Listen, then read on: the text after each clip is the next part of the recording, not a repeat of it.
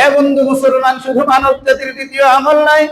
ও মুসলমান ইমানদার, আল্লাহ তাআলা নবীদেরকে সম্মান করেছেন সালাম দ্বারা। কি দ্বারা? সালামুন আলা নূহিন ফিল আলামিন, সালামুন আলা ইব্রাহিম, সালামুন আলা ইব্রাহিম। আল্লাহ তাআলা নবীদেরকে সম্মান করেছেন কি দ্বারা?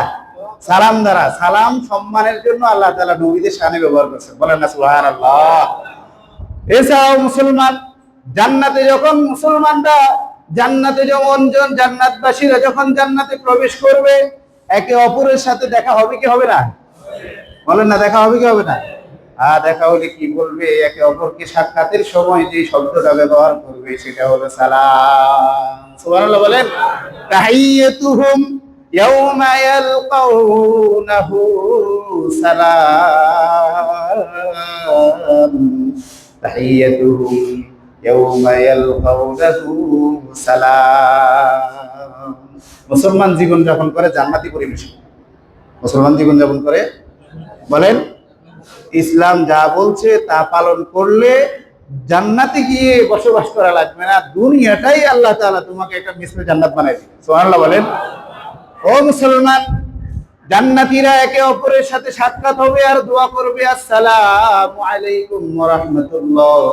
আল্লাহ তাআলা সেই রীতিনীতিটা আল্লাহ জমিনের মধ্যে মুসলমানকে দিয়ে দিছে।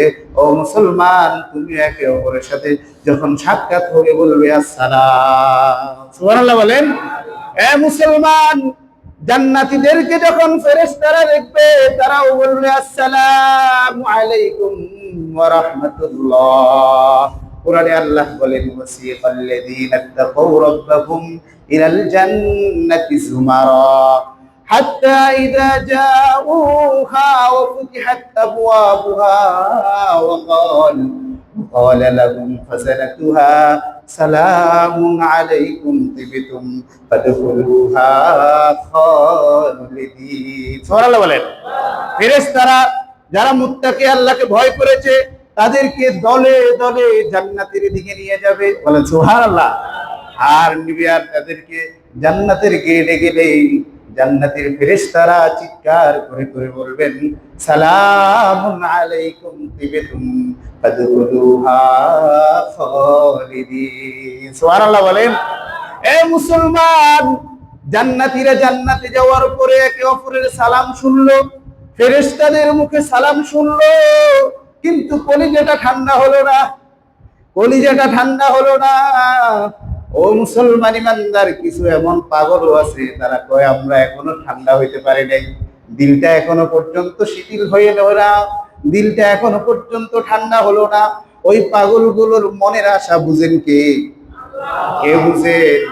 ওই পাগলগুলো মনে মনে চিন্তা করে, মাবুদ রে, ইবাদত করেছি তো তোমার, রাত্রের ঘুম হারাম করেছি তো তোমার জন্য, শীতের ঠান্ডা পানি স্পর্শ করেছি তো তোমার জন্য, আহারে পায়ে শক্তি ছিল না, লাঠিতে ভর করে করে মসজিদে আসছি তো তোমার জন্য।